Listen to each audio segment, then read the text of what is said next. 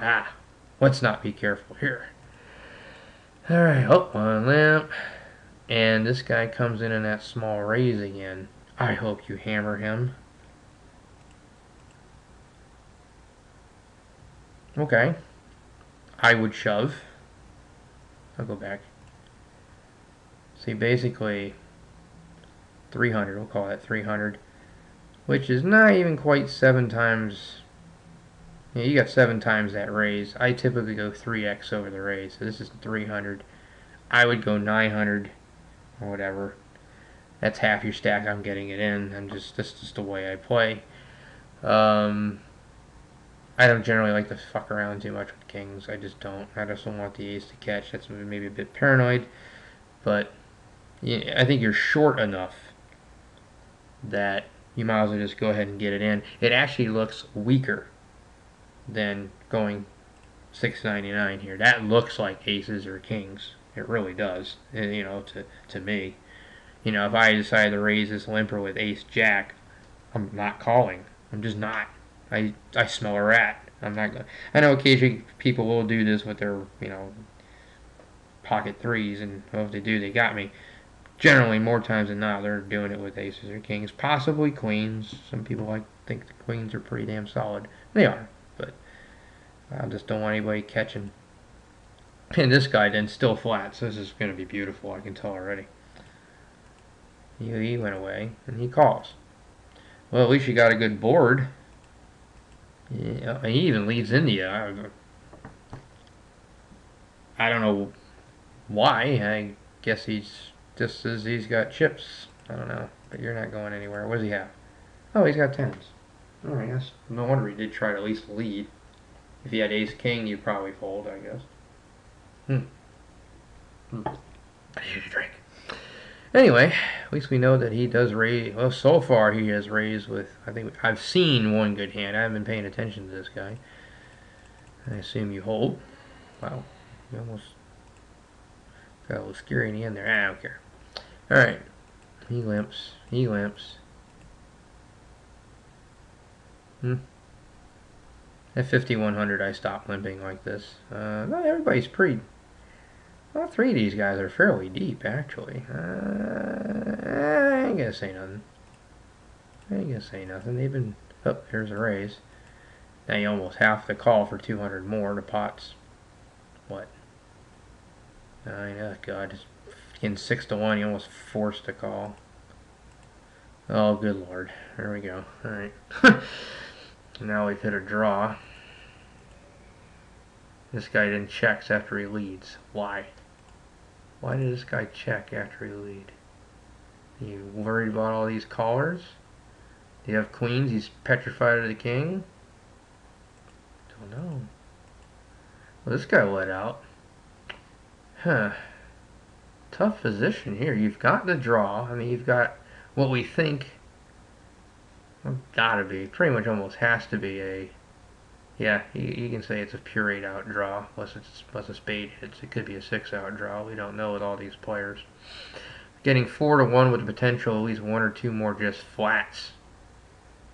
Well, I guess you have to call. I mean, if you're playing this hand for speculation and you hit a speculative hand, I guess you gotta play it. In all these people, I wouldn't try a check raise. It's just no one's going away with ace king. No one's going away with spades. Yep, call. This guy check called after leading the flop for a small amount. I wonder what he did that with. But he did get your extra bet. Well, you hit your queen, but I'm not happy about it. I wouldn't be. Ace 10 just got there. Spades just got there. King queen just got there. Queens just got there. Kings is still ahead. Yeah, pretty nasty now. Yeah, I'd take the free card too. Unfortunately, you missed what maybe one of your 0 outs, but oh God. Shit, you gotta call. Are you gonna win 7.6% of the time here? I'm really not sure you are, but I've seen it. I've seen where people think their ace jack is good, or This guy's got to have something. He's got to have ace, king, or spades or something. I don't know what this guy's flatting with, but pot's way too damn big. You got to call now. And you do. What's he got? He actually, you see? You beat him. Oh, he has the ace, king. Okay. Why he didn't protect his hand more, I don't know, but at least we know he sucks now. He limped in with ace, king, by the way, and then flatted a raise. A lot of times I will see where a guy will do that. Limp in. Limp, a couple limps. A guy does make the raise, and then all of a sudden he goes ahead and jams with ace, king as a trap. He didn't do it, but he got the pot this time anyway. Alright. 2 limps. Yeah, I'm going away. Good for you. Looks like you don't play a hand for a while here. Let's see if he min raises now. He likes his small raises, doesn't he? What was it, ace jack last time? I'm not playing that. I mean, I'm just not. Your odds are ridiculous, though. I mean, 3.5 to 1. Oh well. Some people will say the odds are just too good. You can almost just play any 2 cards, just so that you keep them honest a little bit. But I just don't play a hand like 10-5. Oh well, we live. Oh, what? He shoved? The hell is he afraid of? The hearts? I don't know. This is the one time I wish he had an 8. Alright, let's see what happens here. Lamp. Oh, raise. He fold. Okay. King 9. Oh, really? Why did you not raise that? I mean, you've raised 9-10 back here. Why not King 9 on the button? I mean, that's plenty. That's hand strength alone. That's strong enough to raise. I know it's not connected. It's not pretty, but it's beefy enough. I ain't gonna kill you over it, that's for sure. I mean, King 9's actually still at the bottom of my range when I raise the button, but I would. Of course, this guy might flat you anyway. Well, he's been gone. Let's ignore that. No. Oh, you moved. Hello. Alright, so now we got all these different people, so what little reads we actually had are all out the window. Which is another important thing, really, to keep track of what people do. I mean, it is going to be important, especially as you get deep in a tournament and you do start seeing the same people over and over again. It's a good idea to take notes if you can.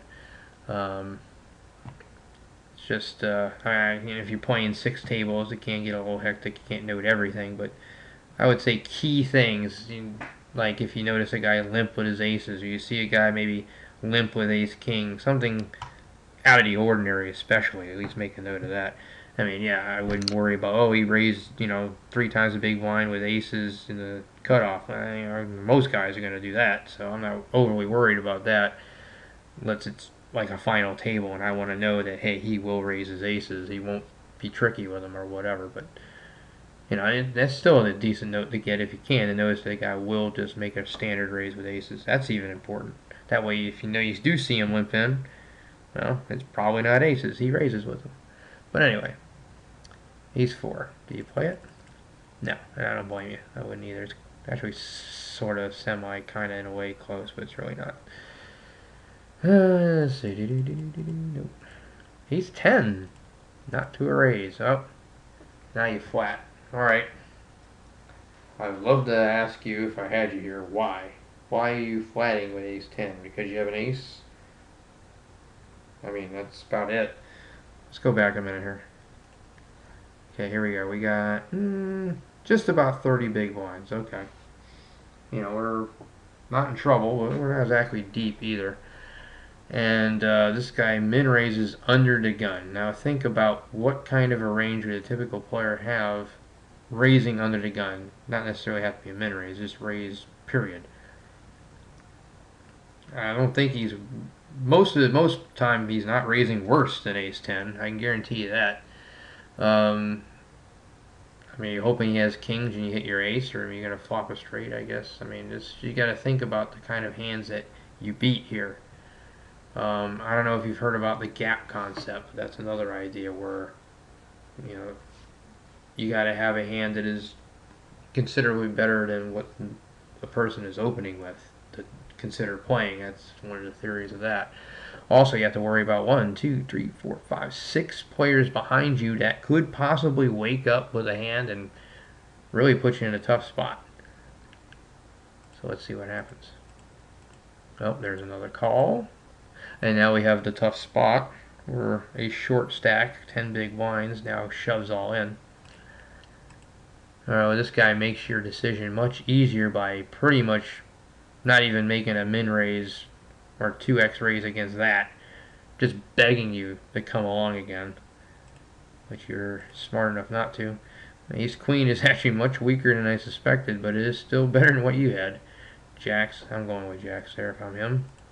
Who hits? Oh, he hit the Queen in the end. Alright, 2-6, no. 6-10, no. Well, let's make sure we don't know. Okay. Ooh, that's always cute. Let's hope you don't get walked. Limp. Limp. Raise? Nice raise. I like that raise, actually. Let's see, 4x, 6-4. I'd go with that. I tend to make things a little higher when I'm out of position, but with aces, they don't know that. They're not paying that much attention, but at least you made a solid raise. You at least went 4x. Good. You didn't make it 320 or 400 or something. And he call. Oh yeah, this guy can't go. Limp calls with a big stack. Of course, he's just looking to get you. Is this a bounty or a turbo? Is this one of those 330 turbo knockouts? Is that what this is? I would understand some of this stuff. You know, where people are calling with somebody's hands, hoping to get that 50 cents off you for the bounty. All right, 1440. You got not quite 2 times the pot. You can at least get it in by the turn. 640 is a solid lead out bet. It's less than I don't know what it is. I just like going over half the pot, but 640 is fine because if he calls, the pot's going to be what, almost 3,000, 2,700, something like that, and you have a beautiful stack to push the turn, even if the heart comes because you've got the ace of hearts. I wouldn't worry about it at this point. Yeah, no action. Oh well.